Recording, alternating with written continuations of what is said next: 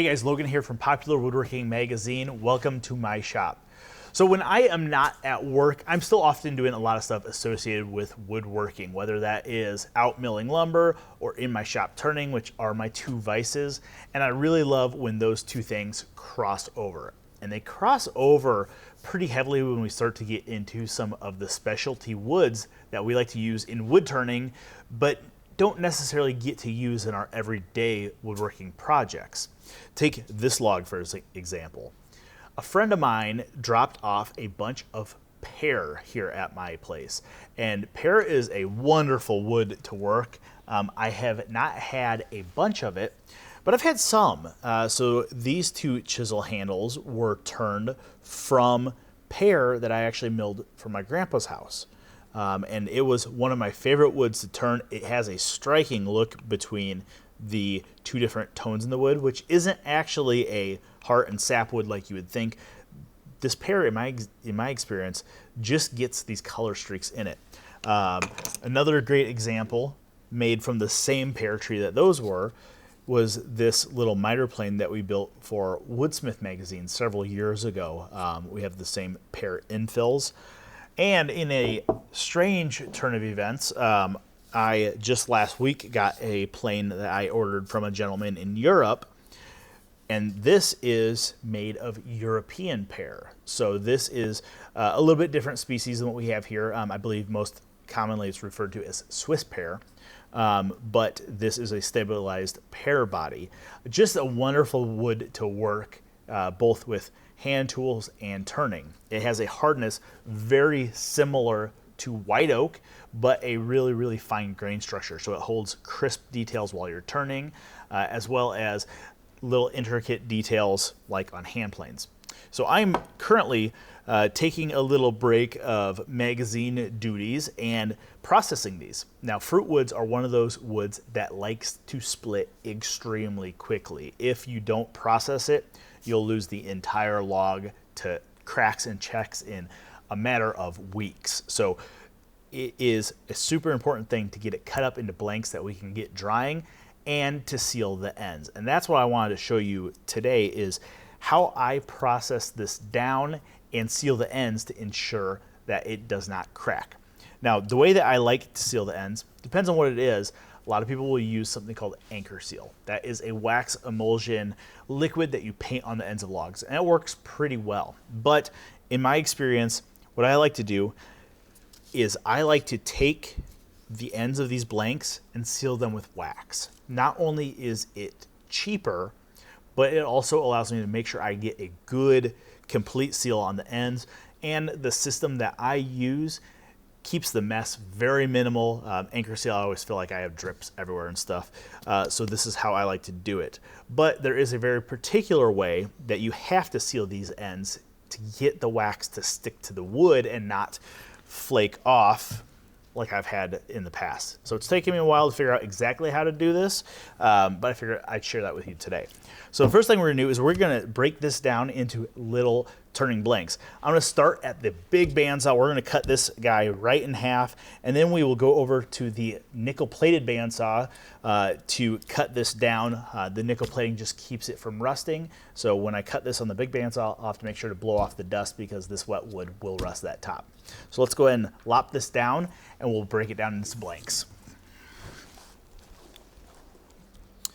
Now, the biggest thing when cutting round stock at the bandsaw is you want to roll your workpiece around to make sure you find a flat and stable area, because this blade is going to want to grab and roll this stock. So you want to find somewhere that is nice and flat and that log doesn't want to roll, and be thinking about where the forces are and which direction this is going to want to roll, because that force is going to change halfway through.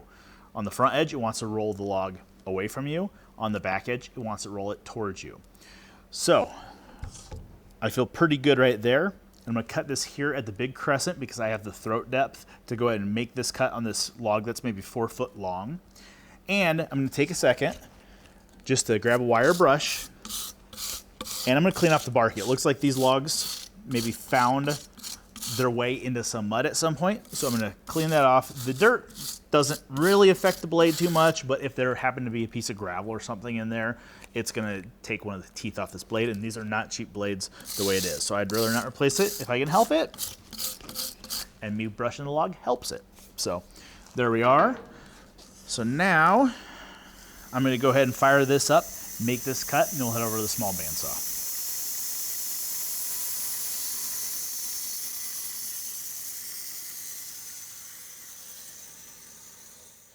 All right, now we can go ahead and start assessing this log. The things that I want to avoid when I'm looking at a piece of wood and figuring out how to cut it into turning blanks is I'll always want to avoid the pith, the very center of the log. And on this one, that is right there. I need to cut that out because no matter what I do, that is going to crack. So even if I seal it, that pith is going to crack at some point. So I just want to cut that out completely, probably right in that area. Okay. The other thing I want to do is I want to clean up the opposite end. So this is the end that was chainsaw cut after this tree was taken down. And you can see there's all these cracks going through it. And I know because I've processed a bunch of this already that those cracks go fairly deep, probably 3 or 4 inches. So what I'm going to do first is I'm going to slice off the end of this. I want to slice it off till I don't see any more cracks.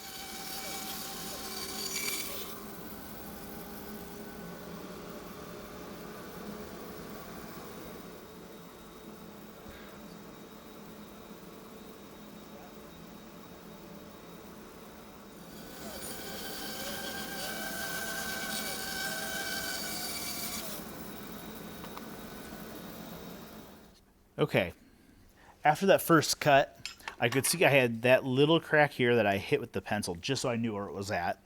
And it looks like this second cut that I made, let me figure out which orientation this was, right there. It looks like the second cut I made really cleaned that up and it did not carry on through to this surface. So now I have 2 clean ends. The other thing that you can do, this one's a little thick to do it, but by hitting the end that you just slice off, if there are any cracks, that piece will break. And that one is pretty solid, so I think I'm down into good wood. So now I have to figure out what I want to do with this. And sometimes I just let the wood kind of tell me what it wants to be.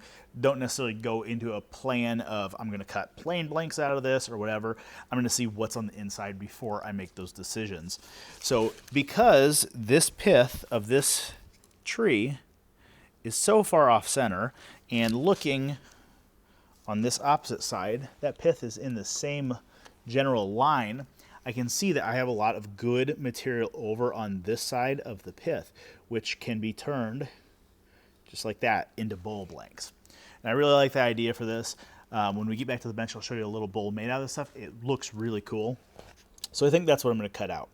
So my initial cut is probably going to be right in this area, just to make sure I get rid of that pith completely. We may be able to get a few more smaller, maybe chisel handles or spindle blanks out of these corners. Again, just avoiding that pith. Pear happens to also be a very good spoon carving wood, so we may do some of those blanks out of this as well. So now we're making a rip cut. This is not going to necessarily want to make the log roll at all, so I don't have to worry about those forces. I just want to keep it steady as I'm making these cuts.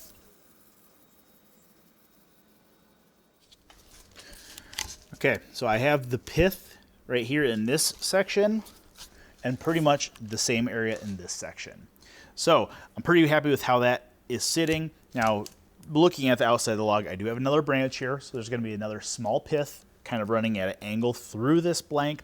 It is what it is. At this point, we can't do anything with that, but we'll go ahead and cut that pith section out of this blank, and then we'll be left with those 2 small triangular pieces that we'll take that back to the bench to seal. And the same thing with this one. I don't have the pith section in here because we've cut it out, but what I have is I have this branch going in, I have another one here going in, so I can get one really good clean bowl blank out of this section. And this other section here may turn into a bowl blank with a defect in it. I'm not terribly concerned about that. So I will probably slice this off and end up with 2 fairly small bowl blanks out of it, which is really nice out of this pear tree. Okay, at this point, the pits are taken out. Those are ready for sealing. Now, I'm not going to go too crazy on this bandsaw because already, just 3 minutes after I cut this apart on the big crescent, I already have cracks forming on this end. Now, those aren't going to go super deep right now, but I'm going to go ahead and get the wax all heated up. And then right before we wax seal this end, I'll take another small 1/4 inch slice off just to get rid of those cracks, because if they are started, the wax won't keep them from cracking. So let's head back to the bench and I'll show you how to wax these. Now here's my secret for sealing the ends of blanks, and that is to use a crock pot full of wax. Now this is obviously not a super nice crock pot. I bought it at Goodwill for $5.19 according to the price tag, and it's filled with a bunch of ends of candles that I got from my grandma's house. All those little candles that melted down into nothing. Usually I just throw them in a double boiler till the wax melts and just dump them in. Now I did buy a box of paraffin wax off of Craigslist for a super cheap price a couple weeks ago. So once this goes away, I'll start adding paraffin wax in here and stuff. But whatever wax I have in here works really well. Probably just a paraffin style wax from candles for the most part. Now the secret is, as I said, to get the wax to stick to the blank. You know, this is a good example of one that doesn't. The wax is just flaking off. And I think what happens is, as the wood dries out and shrinks, the wax obviously can't shrink with it, and it just flakes off. And I sealed this one a couple years ago before I really knew what I was doing with wax, and it just comes off and obviously doesn't do a very good job of sealing it because I have cracks in that blank. What we're looking for, though, is we're looking for a super thin coat of wax just covering the end grain. We want the ends of the blanks to be sealed with the face or side grain to be unsealed. That allows the moisture to escape, and these blanks will start to dry as they sit on the shelf without cracking. This little one I got a little carried away with. There's not enough side grain here showing, so this blank will stay wet much, much longer than something like this will. So how do we get this to stick? Well, it's not by just dipping this in there and then pulling it out. That leaves us with that super thick, waxy coating on the end, and that's not what we want. Instead, we want to sit the blank in there, preferably in a way that it's not going to fall over and whip purple wax all over your new workbench. And we want to put those in there and just let them soak. We want that heat from the wax to transfer to the wood, because if you think about it this way, we just put 2 wood-shaped ice cubes in a pot of hot wax. So it's going to take a few minutes for that wood to heat up to the same temperature as the surrounding wax, and that's going to allow that wax to really, really bond to the ends. So what I'll do is I'll let these set for a couple of minutes, 2 or 3 minutes, and then I will come back, pull them out, and look at the ends. What I want to see is a very thin layer of wax. I want to be able to still see the growth rings of the wood and kind of that figure that's on the wood, and that tells me that that wax is thin enough and it actually got down into the pores of the wood without forming a layer on top. So we'll go ahead and let these sit, and we'll check them in a minute. So there we go. Now, obviously, any little bit of side grain or end grain on knots and stuff like this are potentials for cracking. And if you want, you can try to figure out how to get those dipped in your wax container. But what you're looking for is that thin layer of wax that doesn't want to flake off. It's sealed. Now this blank is ready to go on the shelf, and it's good to turn it whenever you get to it. So there you go. That's a great way to save high quality material that you can go ahead and turn whenever you're ready, whether that is when it's green like this little bowl, or wait for it to be completely dried on the shelf.